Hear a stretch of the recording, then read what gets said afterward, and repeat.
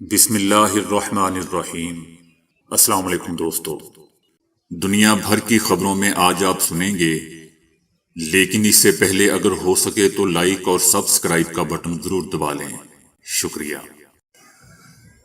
غزہ کے لوگوں کو مارے جانے پر بھی اسلامی ممالک نے اسرائیل کو دھمکیاں دینے کے لیے تیل کی سپلائی کیوں بند نہیں کی؟ سعودی عرب نے اعلان کیا ہے کہ وہ اگلے سال مارچ کے آخر تک تیل کی پیداوار میں 10 لاکھ بیرل یومیہ کمی کرے گا۔ سعودی عرب کی قیادت میں اوپیک نے بھی خام تیل کی قیمتوں میں کمی کو روکنے کے لیے پیداوار میں کمی کا فیصلہ کیا ہے۔ اوپیک کے فیصلے میں تیل پیدا کرنے والے اتحادی سعودی عرب اور روس شامل ہیں۔ برازیل کو تیل پیدا کرنے والے ممالک کے گروپ میں شامل کرنے کی کوشش کی جا رہی ہے، جبکہ امریکہ خام تیل کی قیمتوں کو ہمیشہ کے لیے کنٹرول میں رکھنا چاہتا ہے۔ دوسری جانب تیل کی آمدنی پر انحصار کرنے والے اوپیک ممالک چاہتے ہیں کہ خام تیل کی قیمتیں بلند رہیں۔ ادھر یہ قیاس آرائیاں کی جا رہی ہیں کہ اگر اسرائیل حماس جنگ کے بعد عرب ممالک اسرائیل اور امریکہ کو تیل فروخت کرنا بند کر دیتے ہیں تو اس سے دنیا بھر میں کھلبلی مچ جائے گی۔ اس سے دنیا کی سب سے بڑی معیشت امریکہ میں مہنگائی کی نئی لہر پھیل جائے گی اور اس سے پوری دنیا کی معیشت پر گہرا اثر پڑے گا۔ اس کو تشویشناک بات کے طور پر بھی دیکھا جا رہا ہے کیونکہ معیشت دو بڑے عالمی جھٹکوں کورونا وائرس وبائی بیماری اور روس یوکرین جنگ سے سنبھلنا معیشت شروع کر رہی ہے۔ ایسے میں اوپیک ممالک کا اسرائیل اور امریکہ کو تیل فروخت کرنے سے دستبرداری عالمی معیشت کی بحالی کو پٹری سے اتار سکتی ہے۔ ایران نے گزشتہ ماہ اسلامی تعاون تنظیم یعنی OIC کے اجلاسوں میں اسلامی ممالک سے اسرائیل کا مکمل بائیکاٹ کرنے اور تیل کی سپلائی بند کرنے کی اپیل کی ہے۔ اب سوچنا یہ ہے کہ کیا اوپیک سمیت دیگر ممالک اس سلسلے میں اسرائیل پر دباؤ ڈالیں گے؟ کیا وہ دراصل امریکہ اور اسرائیل کو تیل بیچنا بند کر دیں گے؟ کیا عرب ممالک 1970 کی عرب اسرائیل جنگ کے بعد تیل کی سپلائی بند کرنے کے فیصلے کو دہرا سکتے ہیں جب عالمی تیل کی قیمتیں 4 گنا ہو گئی تھیں؟ 1970 میں اس فیصلے کے نتیجے میں دنیا بھر میں گیس کی قلت بھی پیدا ہو گئی تھی۔ تیل کے راشن سسٹم کی وجہ سے کئی ممالک کو ریسیشن یعنی کساد بازاری کا سامنا بھی کرنا پڑا تھا۔ لیکن دوسری طرف تجزیہ کاروں کا خیال ہے کہ اگر عرب ریاستیں تیل کی سپلائی بند کر دیتی ہیں تو اس کا فوری اور جزوی اثر ہی پڑے گا، کیونکہ اسرائیل سعودی عرب UAE یا ایران سے تیل نہیں خریدتا۔ اسرائیل اپنی تیل کی تمام ضروریات درآمد کے ذریعے ہی پوری کرتا ہے۔ ایران کے اصرار کے بعد تیل کی قیمت 91.50 ڈالر سے بڑھ کر 93 ڈالر ہو گئی ہے، جس کی وجہ سے یہ اسرائیل کے لیے خدشہ بڑھنے لگا ہے کہ شاید ایران کے اصرار پر اسلامی ممالک اسرائیل کے خلاف تیل کی پابندی پر رضامند ہو جائیں۔ تجزیہ کاروں کا کہنا ہے کہ اگر سعودی عرب ایران کی درخواست پر مغرب کو تیل کی سپلائی بند کر دیتا ہے تو یہ ایک بہت بڑا قدم ہوگا، لیکن اب اس بات کا امکان نہیں ہے کہ اوپیک ممالک اس پر راضی ہوں جو تیل کی برآمدات کو ٹریک کرتے ہیں۔ تجزیہ کاروں کا یہ بھی کہنا ہے کہ اب صورتحال اس سے مختلف ہے۔ جب عرب ممالک نے 1973 کی عرب اسرائیل جنگ کے دوران تیل کی سپلائی بند کر دی تھی، فی الحال تیل کی قیمتیں نہیں بڑھ رہی ہیں۔ اسرائیل اور حماس کے درمیان جنگ بڑھنے کی صورت میں قیمتیں بڑھ سکتی ہیں۔ ان کا کہنا ہے کہ اگر جنگ بڑھی اور امریکہ یورپ اکٹھے ہو گئے تو حالات قابو سے باہر ہو جائیں گے۔ ایسی صورتحال میں تیل کی قیمتیں بڑھ سکتی ہیں، لیکن ابھی یہ کہنا مشکل ہے۔ امریکہ دوستو اس وقت دنیا کا سب سے بڑا تیل پیدا کرنے والا ملک ہے۔ 2020 میں امریکہ نے تیل درآمد کرنے کی بجائے برآمد کرنا شروع کر دیا تھا۔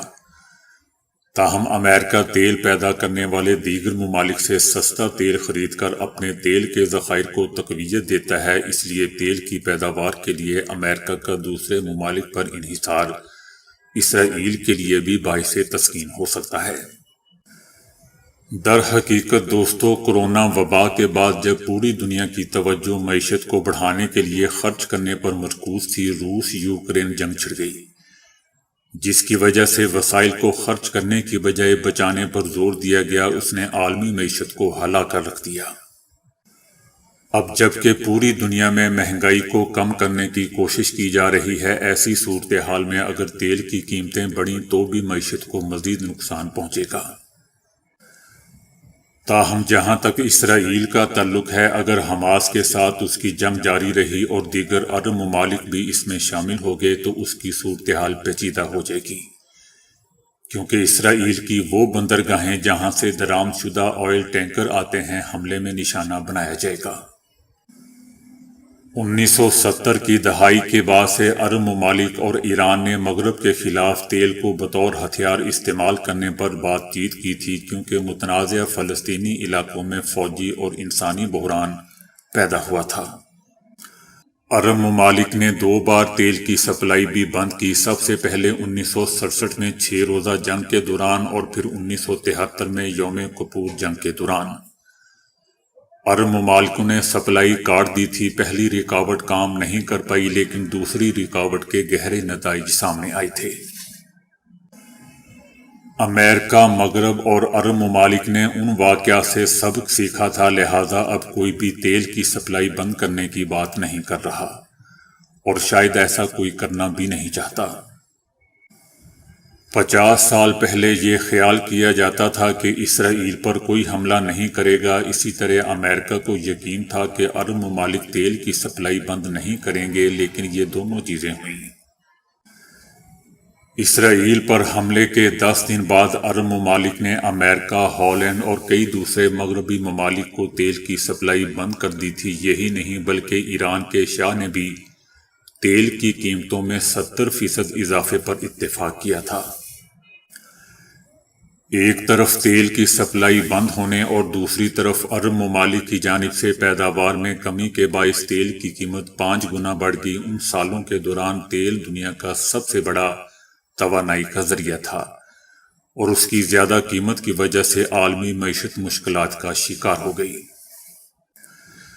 1973 اور 1975 کے درمیان امریکی معیشت 6% تک سکڑ گئی اور بے روزگاری کی شرح 9% تک بڑھ گئی۔ اسی طرح جاپان کی مجموعی گھریلو پیداوار دوسری جنگ عظیم کے بعد پہلی بار گری، تاہم بھارت اور چائنا جیسے ترقی پذیر ممالک جو خود تیل پیدا نہیں کرتے تھے سب سے زیادہ متاثر ہوئے تھے۔ 1976 میں ترقی یافتہ مغرب دوبارہ ترقی کی راہ پر چل پڑا، لیکن انہیں کئی سالوں تک مہنگائی کے بوجھ کا سامنا کرنا پڑا۔ بھارت نے عرب ممالک سے تیل کی درآمد بند کرتے ہوئے فوری طور پر پیٹرولیم مصنوعات کی قیمتیں بڑھا دیں۔ اس کے نتیجے میں پیٹرولیم کی طلب 7% سے 0% تک گر گئی اور درآمدات بھی گر گئی۔ اگلے 3-4 سالوں میں مہنگائی 20% سے زیادہ ہوگی، بے روزگاری بڑھی اور خوراک سے متعلق تشدد کے واقعات بڑھنے لگے۔ حماس کی جانب سے 7 اکتوبر کو کیے گئے راکٹ حملوں میں اسرائیل کا ایک ایسا حساس فوجی اڈہ بھی نشانے کی زد پر رہا جہاں جوہری میزائل لانچ کرنے کی فوجی سہولت موجود تھی۔ اسرائیل کا یہ اڈہ وسطی اسرائیل میں واقع ہے۔ اس فوجی اڈے پر اسرائیلی فوج نے اپنے جوہری میزائل ذخیرہ کر رکھے ہیں۔ نیو یارک ٹائمز کی ایک رپورٹ میں کہا گیا تھا کہ 7 اکتوبر کو اس جگہ پر آگ لگی دیکھی گئی، تاہم رپورٹ میں یہ نہیں بتایا گیا کہ اسرائیلی جوہری ہتھیاروں کی زد میں خطے کے کون کون سے ملک آ سکتے ہیں، اور ان غیر اعلانیہ ہتھیاروں کے بارے میں جوہری توانائی کے بین الاقوامی ادارے کا تبصرہ کیا ہے۔ دوستو، یاد رہے کہ اپنے جوہری ہتھیاروں کے بارے میں اسرائیل نے کبھی باضابطہ اعلان نہیں کیا ہے، البتہ 7 اکتوبر کے بعد اسرائیلی کابینہ میں غزہ میں جوہری ہتھیاروں کے استعمال کرنے کی آپشن پر غور سے متعلق ایک کابینہ رکن کا بیان سامنے آنے سے یہ واشگاف ہو گیا کہ اسرائیل نے غیر اعلانیہ طور پر جوہری ہتھیار بنا رکھے ہیں، یا اس نے اپنے کسی اتحادی طاقت سے جوہری ہتھیار حاصل کیے ہوئے ہیں۔ یہ بھی کہنا مشکل ہے کہ اسرائیل کے ان جوہری ہتھیاروں کے ممکنہ ہدف کون سے ملک ہو سکتے ہیں کیونکہ ان کی رینج غزہ سے باہر پورے خطے پر پھیلی ہوئی ہے۔ اس انکشاف کے بعد علاقے میں فطری طور پر اسرائیلی جوہری ہتھیاروں کے بارے میں تشویش ابھری ہے۔ ترکیہ کے صدر نے بھی اس سلسلے میں جوہری توانائی کے امور سے متعلق بین الاقوامی ادارے کو بھی متوجہ کرنے کی ضرورت پر زور دیا ہے۔ تاہم امریکہ سمیت کسی مغربی ممالک یا بین الاقوامی جوہری ادارے نے اسرائیلی وزیر کے اس انکشاف کے بعد بھی سنجیدگی ظاہر نہیں کی تھی۔ اب نیو یارک ٹائمز کی رپورٹ سے یہ مسئلہ ایک بار پھر ابھرا ہے، تاہم اسرائیل نے اس تازہ رپورٹ کے بارے میں بھی کوئی جواب نہیں دیا ہے۔ نیو یارک ٹائمز کی رپورٹ کے مطابق امریکہ میں فیڈریشن آف امریکن سائنٹسٹ کی مرتب کردہ رپورٹ کے مطابق اسرائیل کے مذکورہ فوجی اڈے پر تقریباً 25 سے 50 کی تعداد کے درمیان جوہری ہتھیار موجود ہیں۔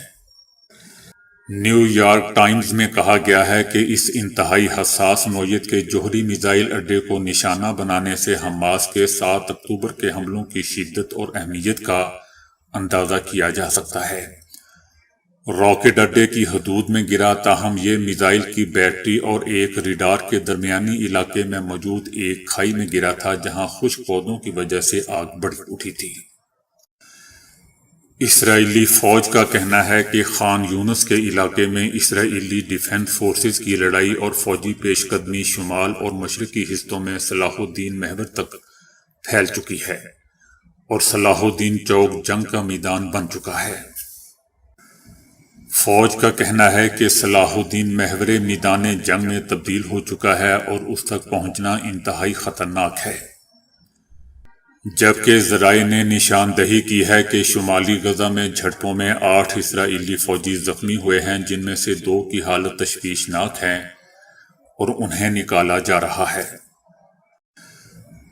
ترکی نے اسرائیل کو خبردار کیا ہے کہ اگر اس نے ترکیہ سمیت فلسطینی علاقوں سے باہر حماس کے عہدیداروں کا تعاقب کرنے کی کوشش کی تو اسے سنگین نتائج کا سامنا کرنا پڑے گا، اور اسرائیل کو مطلع کر دیا گیا ہے کہ اس طرح کے رویے کے سنگین نتائج ہوں گے۔ دوستو، یاد رہے کہ اسرائیل نے کہا تھا کہ ان کا ملک قطر، ترکیہ اور لبنان میں حماس کا پیچھا کرے گا، چاہے اس میں کئی سال ہی کیوں نہ لگ جائیں۔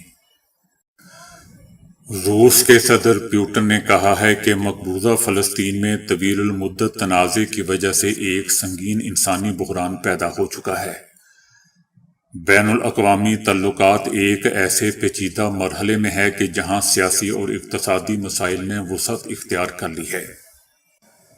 روس علاقائی اور خطے کے ممالک کے حل کے لیے اپنے قریبی دوست ممالک سے تعاون کے لیے تیار ہے۔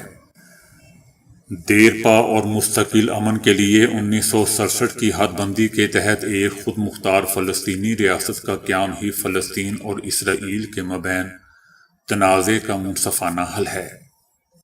مغربی ایشیا میں غزہ کی جنگ کے پھیلاؤ کا شدید خطرہ موجود ہے۔ غزہ پٹی میں اسرائیل کی عسکری مہم میں شریک فوجی اہلکار خطرناک بیکٹیریا کا شکار ہونے لگے ہیں۔ اسرائیلی میڈیا کا کہنا ہے کہ غزہ کی جنگ میں شریک متعدد فوجی آنتوں کی بیماری میں مبتلا ہو چکے ہیں۔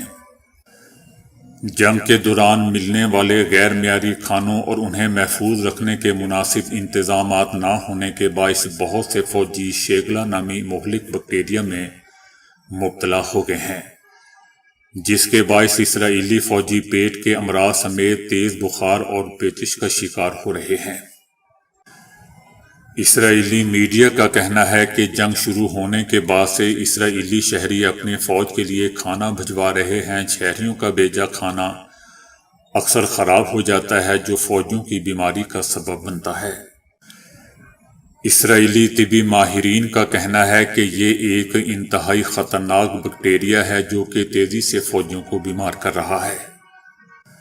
دوسری جانب دوستو، اسرائیلی فوج کی بمباری کے باعث پہلے سے تباہ حال غزہ کے شہری بھی مزید مشکلات کا شکار ہیں۔ اقوام متحدہ کے انسانی امور کے ادارے UNOCHA کی مطابق جنوبی غزہ میں بڑے پیمانے پر انفیکشنز کے پھیلاؤ ہو رہا ہے، جس میں ایک سے دوسرے کو لگنے والے انفیکشنز کی رپورٹ ہو رہے ہیں، جبکہ ہیضہ اور جلد کے انفیکشن کے بھی متعدد کیسز رپورٹ ہو چکے ہیں۔ خشکی، سمندر اور ہوا میں روبوٹس غیر معمولی خدمات انجام دے رہے ہیں، تاہم کسی ریگستان کے ریت میں روبوٹ کو داخل کرنا امر محال تھا، جس کا کامیاب تجربہ امریکی انجینئروں نے کیا ہے۔ یونیورسٹی آف کیلیفورنیا نے ایک ایسا روبوٹ بنایا ہے جس کے اگلے سرے سے اسے آگے بڑھانے والا میٹیریل باہر نکلتا رہتا ہے۔ اس کے بعد مٹی میں غوطہ لگانے کے لیے وہ اپنے منہ سے ہوا کی بھوچاڑ خارج کر کے مٹی کو ہٹاتا رہتا ہے اور اپنا راستہ بناتے ہوئے آگے بڑھتا رہتا ہے۔ اس سے پہلے دنیا بھر میں سانپ نما رینگنے والے طرح طرح کے روبوٹ بنائے جاتے رہے ہیں، تاہم یہ نیا روبوٹ مٹی میں گھسنے کی غیر معمولی صلاحیت رکھتا ہے۔ روبوٹ کو مٹی میں سفر کرنے میں سب سے بڑی رکاوٹ خود ریت اور مٹی ہے، کیونکہ ریت پر چلتے وقت انسانوں کو بھی مشکل پیش آتی ہے، اسی طرح ریت کے اندر نفوذ بھی بہت مشکل ہوتا ہے۔ اس روبوٹ کا ڈیزائن ہی اس کا سب سے اہم حصہ ہے۔ یہ ایک طرح کا لچکدار نرم روبوٹ ہے جو اپنے پورے وجود کو کھینچنے کی بجائے خود کو اپنے اگلے کنارے سے بڑھاتا ہے۔ چونکہ روبوٹ کا اگلا حصہ ہی حرکت کرتا ہے تو اس طرح وہ تیزی سے آگے بڑھتا رہتا ہے۔ روبوٹ بالکل عمودی انداز میں کسی ڈرل مشین کی طرح ریت میں داخل ہو سکتا ہے، لیکن ریت کے اندر مکمل چھپ جانے کے بعد بھی وہ ہوا کو پھینکتا رہتا ہے، جس سے ریت کی رگڑ کم ہوتی جاتی ہے۔ تمام روبوٹ کی طرح یہ بھی ایک جانور سے متاثر ہو کر بنایا گیا ہے۔ اسے بنانے سے پہلے ماہرین نے سینڈ فش چھپکلی کا بغور مطالعہ کیا ہے۔ اس کی تفصیلات دوستو جرنل سائنس روبوٹکس میں شائع ہوئی ہے۔ ماہرین کے مطابق یہ روبوٹ پائپ لائنوں کا جائزہ لینے، مٹی کے نمونے جمع کرنے اور زمین کے اندر سینسر بچھانے جیسے اہم کام سر انجام دے سکتا ہے۔ طب کے ماہرین نے ایک خوبصورت مثال سے بات سمجھاتے ہوئے کہا ہے کہ اگر کوئی مچھلیوں سے منہ موڑتا ہے تو اس کا نقصان عین تمباکو نوشی جیسا ہی ہوگا۔ ماہرین نے کہا ہے کہ مچھلی میں اومیگا 3 جیسا قیمتی مرکب ہوتا ہے جو دل اور دماغ کے لیے تو مفید ہے ہی، لیکن اس کی کمی سے دل اس سے بھی زیادہ متاثر ہوتا ہے۔ یعنی اومیگا 3 کی جسم میں کمی تمباکو نوشی سے بھی زیادہ خطرناک ہوتی ہے۔ سائنسدان ڈاکٹر مائیکل مک برنی کہتے ہیں کہ جسم میں اومیگا 3 کو 1 سے ناپا جاتا ہے۔ اس کی بہترین صورت 4 سے 8% تک ہوتی ہے اور اس سے کم کو اومیگا 3 کی کمی کہا جاتا ہے۔ اومیگا 3 خون کو صاف، پتلا اور ہموار رکھتا ہے۔ اس طرح بلڈ پریشر اور دل کی بیماریاں پیدا نہیں ہوتی اور انسان تندرست زندگی گزارتا ہے۔ یہ تحقیق دوستو American journal of clinical nutrition میں شائع ہوئی ہے۔ اس مطالعے میں شامل ہزاروں افراد کا طویل عرصے تک مطالعہ کیا گیا ہے۔ ان افراد کی جنس، عمر، غذائی عادات اور ورزش کے رجحانات تک کو دیکھا گیا ہے۔ تحقیق سے معلوم ہوا ہے کہ اومیگا 3 کی کمی سے کم عمری میں اموات واقع ہو جاتی ہیں۔ تو دوستو ابھی کے لیے اتنا ہی۔ ویڈیو کو لائک اور شیئر کرنے کا بہت بہت شکریہ۔